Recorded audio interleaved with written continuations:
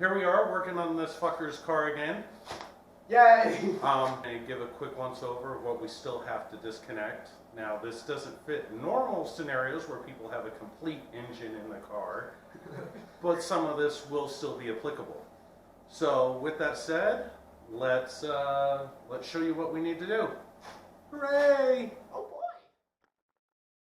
So, as this has been shown before, we got to remove this. I think there's a problem. So, what we're going to do first, we're going to disconnect the clutch slave cylinder. I believe that's the right term. We're going to undo these bolts, and then probably just undo this bolt here. So this should make the whole assembly loose enough to kind of push off to the side. And as I put my hand over there, off camera, then with that, we also have to disconnect the shift linkage. Connects here and there. I'm pretty sure we undo a couple clips. There's one clip there, one clip there. And then the bracket holding it is 2 bolts here. So we're going to see if we can undo the bracket and kind of tuck it off to the side and not just dismantle everything. But I believe when that is done, we have like everything else disconnected. So at that point, we'll have to undo a motor mount, a motor mount, a motor mount, and a motor mount. Say it with me, motor mount. Motor mount? So that's where we're at.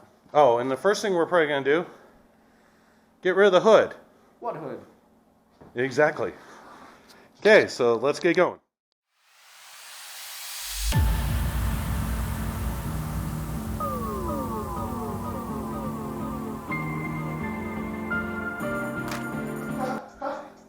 My car has a hat.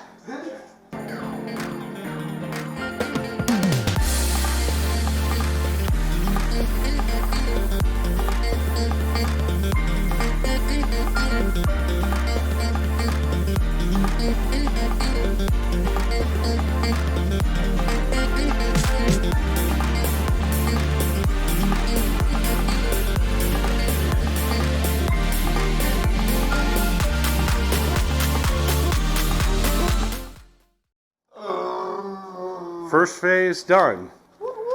We've got the shift linkage tied up to a wiper. We broke some clips for that. So we're doing that.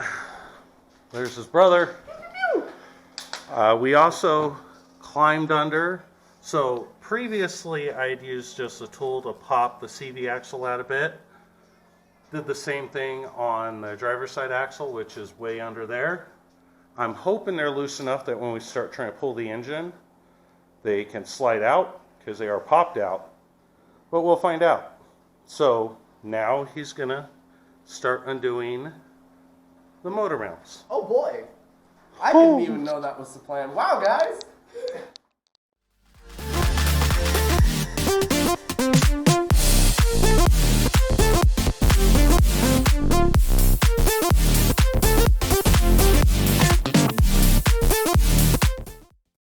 Let's see how this fucking shit goes.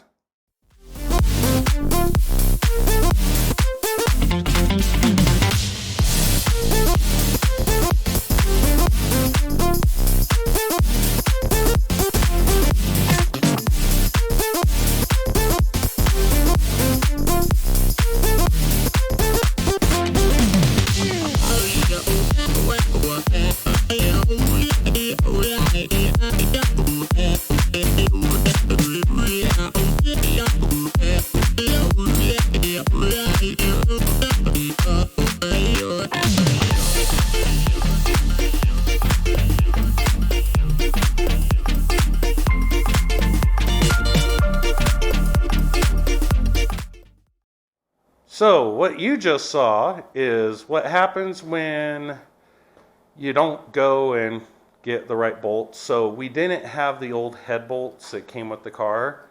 They didn't give us the head, the intake, exhaust, like nothing. So I was using Toyota bolts I had, which were a little loose, but one of them was holding fine. The other one wasn't as long, and apparently it gave up. So now my hope is maybe Lowe's will actually have the head bolt, well, not the actual head bolts, but bolts with the right thread pitch, which from what I looked up, it's an M11 by 1.25. And I believe the 1.25 is the actual thread pitch. The M11 is the like diameter or whatever. So I need to go get 2 of them. And if Lowe's does not have them, then I'll probably need to order them. So that's going to halt some of the progress. But me and Taylor were trying to, I was going the approach of seeing if we could pull the engine out, get it a little higher up, and pop out the CV axles. Turns out, no. What we're going to actually have to do is, judging by what I found online, we're going to have to remove the passenger wheel and then disconnect the hub from the lower control arm, the end link, shit like that. So then that way we can move this stuff outward with the CV axles still attached here. And when we do that, it'll allow us to pull the CV axle that you can kind of see right there, pull it from the transaxle. And once that's physically removed from the transaxle, we could theoretically pull the engine up at an angle, and the other CV axle, now that it's already dislodged, will slide out. That is what it looks like. So, yeah. I'm going to continue on from here. I'm going to go see if I can get bolts. And if I can't, well, we're going to go down the rabbit hole of at least dismantling that. So we'll be back. That was a fail! Very large one. It fucking sucks.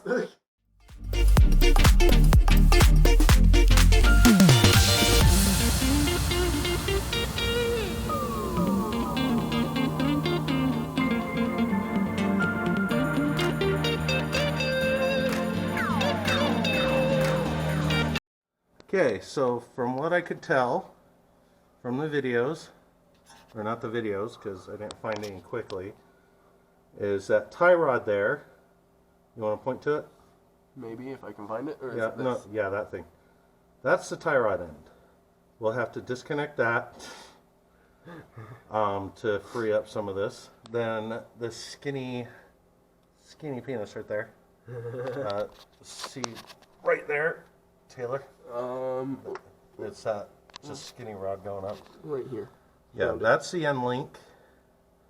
We're going to disconnect that, from what I understand. And then here, we're going to have to disconnect that from the ball joint. So then this could, I believe this is the control arm here. So that way we can dislodge that from this and allow, let me move this out. Then we can, there we go. This whole assembly will have some movement. So then that way we can dislodge the CV axle that connects all the way fucking back there somewhere. So yeah, we're gonna go down that rabbit hole. Ah, fuck that shit. But anyway, yeah, let's get going.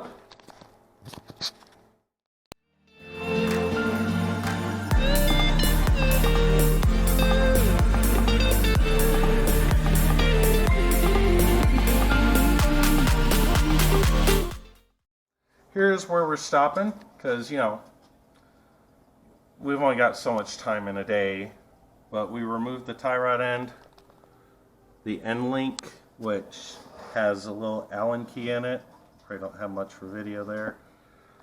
So we've still got to do disconnecting this assembly from the ball joint at the bottom.